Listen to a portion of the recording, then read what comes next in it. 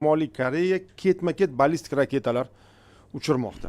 Demak, kuni kecha 8-aprel kuni dengiz yo'nalishida bir nechta ballistik raketalar uchirildi. Bu haqda Janubiy Koreya harbiylari ma'lum qilgan, chunki buni faqatgina Janubiy Koreyaliklardan bilamiz. Ular kuzatib o'tiradi menimcha.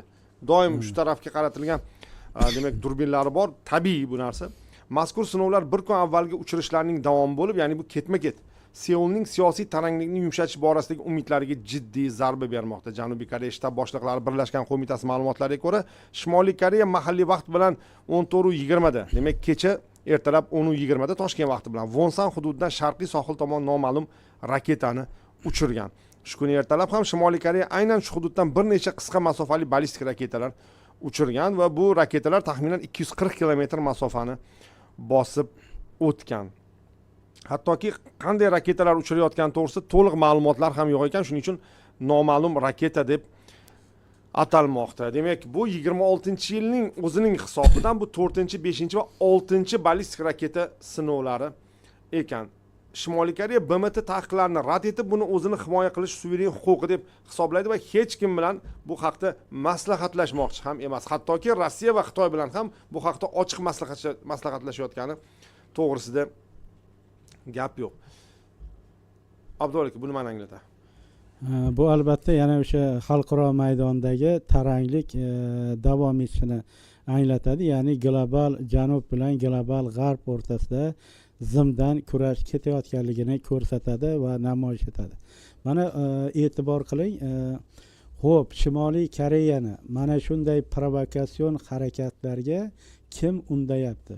Albatta Amerika Qo'shma Shtatlari va Janubiy Koreyaning harakatlari. Har yili kamida 4 yoki 5 marotaba Qo'shma Shtatlar va Janubiy Koreya yarim orolida harbiy dengiz va quruqlikdagi harbiy o'quv mashqlarini o'tkazyapti. Xo'p, bu mashqlar kimga qaratilgan? Albatta bu mashqlar Xitoyga va Shimoliy Koreyaga qarshi qaratilgan. Bir tomondan Xitoyni asabiga tegish, ikkinchi tomondan Shimoliy Koreyani ham masalan doimo tashvishda yashashga undash va menimcha hozir vaqti keldi. Mana Germaniyani ham birlashtirish yo'lini topishdiki, jahon hamjamiyati SSRning siyosiy irodasi tufayli mana shu ikkita Germaniya birlashib ketdi. Va albatta Amerika Qo'shma Shtatlari hech qanaqa qarshilik ko'rsatgani yo'q.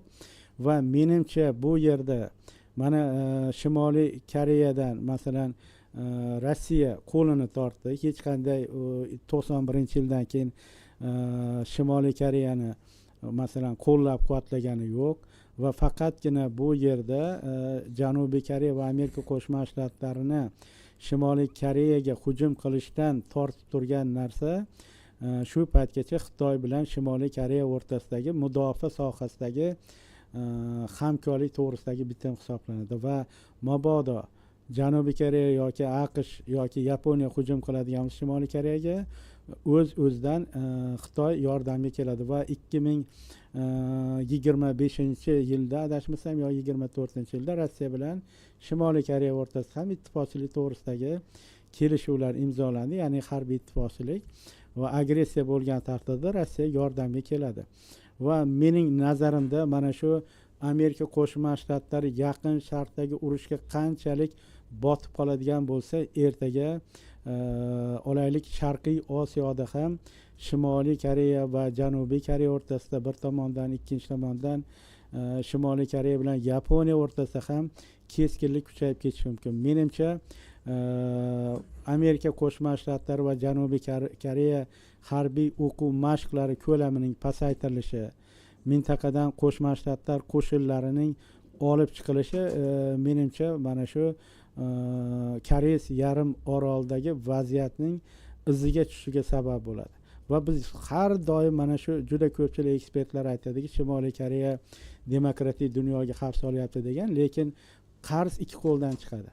Agarki Janubiy Koreya ham olaylik qurollanish poygasidan voz kechadigan bo'lsa yoki xavfsizlik zonasiga sifatida Qo'shma Shtatlarning qo'shinlarini chiqarib tashlashni masalan talab qiladigan bo'lsa, menimcha Shimoliy Koreya ham qurollanish poygasidan voz kechishi mumkin. Chunki unga ham bugun havas emas, ya'ni o'zini o'zi mudofaa qilish uchun juda katta harbiy xarajatlarni, xavfsizlik uchun juda katta mablag'lar ajratishni albatta to'xtatilishini Pxenyan hukumati ham istaydi nazarimda.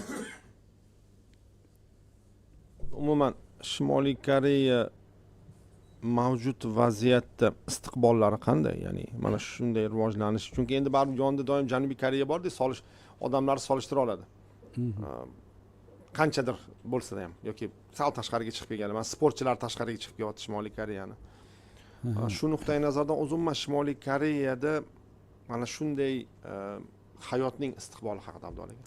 Haqiqatda juda ham bir og'riqli masala bu. Shimoliy Koreya olaylik dunyoga qachon ochilishi mumkin, qachon bir rivojlanish yo'liga o'tadi degan ma'noda bugun olaylik Shimoliy Koreyada olaylik mamlakatni isloh qilishga majbur qiladigan muxolif kuchni o'zi yo'q.